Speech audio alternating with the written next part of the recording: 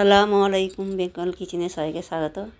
আজকে ইলিশ মাছ দিয়ে আলু দিয়ে ঝোল করে আপনাদের দেখাবো, আপনারা দেখতে থাকুন। প্রথমে মাছ ধুয়ে পরিষ্কার করে নিয়েছি। মাছের মধ্যে নুন হলুদ মাখিয়ে নেব। যে বন্ধুরা আমার ইউটিউব চ্যানেলে নতুন, তারা সাবস্ক্রাইব অবশ্যই করবেন, লাইক শেয়ার কমেন্ট করতে ভুলবেন না। আমার এই রেসিপি কেমন হয়েছে আপনারা কমেন্টে জানাবেন। ফেসবুক থেকে যারা দেখছেন পেজটা ফলো করে আমার পাশে থাকবেন।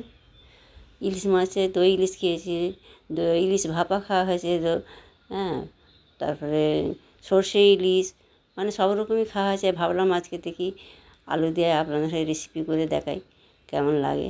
প্রথমে মাছ ভেজে নুন হলুদ দিয়ে মাছ ভেজে নিয়েছি, ভেজে তুলে নিয়েছি। এবার ওই তেলের মধ্যে আলুগুলো ভালো করে ভেজে নিতে হবে। ইলিশে পাতুরি, মানে সমস্ত নানা রকম ইলিশের রেসিপি করা হয়েছে, খাওয়া হয়েছে। আজকে এই আলু দিয়ে আপনাদের সঙ্গে শেয়ার করছি, আপনারা দেখুন। কিন্তু অসাধারণ হয়েছিল রান্না, আপনাদের বলে বোঝাতে পারবো না। হেভি টেস্ট হয়েছিল। আপনারা এইভাবে বানিয়ে দেখবেন, অবশ্যই ভালো লাগবে। ওই তেলের মধ্যে কালো জিরে, চেরা কাঁচা লঙ্কার ফোড়ন দিয়ে দিলাম, পেঁয়াজ কুচি দিয়ে দিলাম, দিয়ে ভালো করে ভাজা ভাজা করে নিতে হবে। ওই মশলা, ওই পেঁয়াজের মধ্যে শুকনো মশলা দিয়ে লঙ্কা গুঁড়ো, হলুদ গুঁড়ো, ধনে জিরে গুঁড়ো, সমস্ত মশলা দিয়ে ভালো করে কষে নিতে হবে। অল্প অল্প পানি দেব, অল্প করে পানি দিয়ে এইভাবে কষতে থাকবে। আপনারা এইভাবে বানিয়ে দেখবেন, অবশ্যই ভালো লাগবে।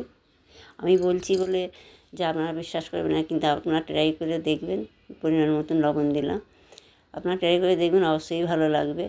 যে রান্নার স্টাইল আলাদা। আমি আমার মতন করে, আপনারা আপনাদের মতন করবেন, কিন্তু আমার মতন করে একবার বানিয়ে দেখবেন, নিশ্চয়ই ভালো লাগবে।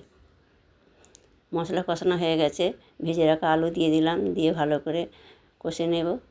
কষানো হয়ে গেছে, তেল ছেড়ে গেছে। এবার ওর মধ্যে পরিমাণ মতন পানি দিয়ে দেব। পরিমাণ মতন পানি দিয়ে দিলাম। কী বলবো, ইলিশ মাছ যেমন করে রাঁধুন না কেন, স্বাদ প্রচুর হয়। এই আলু দিয়ে আপনারা রান্না করে দেখবেন, কত টেস্ট হয়েছে। আলুটা এত স্বাদ হয়েছে, আপনাদের বলে বোঝানো না, আলু দিয়েই ভাত খাওয়া হয়ে যাবে। এবার চাপা খুলে মাছগুলো সব দিয়ে দিলাম, এক এক করে সমস্ত মাছ দিয়ে দিলাম, দিয়ে নেড়ে দিলাম, ভালো করে নাড়াচাড়া করে নিলাম। নিয়ে তারপরে আবার চাপা দিয়ে দেব। চাপা দিয়ে দিলাম, ফিরে আসছি কিছুক্ষণ পর, আবার খুলে দেখব হয়েছে কি না। আবার নাড়াচাড়া করে নিলাম। আমার রান্না কমপ্লিট, পরিবেশন করে দেখাচ্ছি, দেখতে থাকুন। দেখুন বন্ধুরা, কতটা সুন্দর কালার আসছে।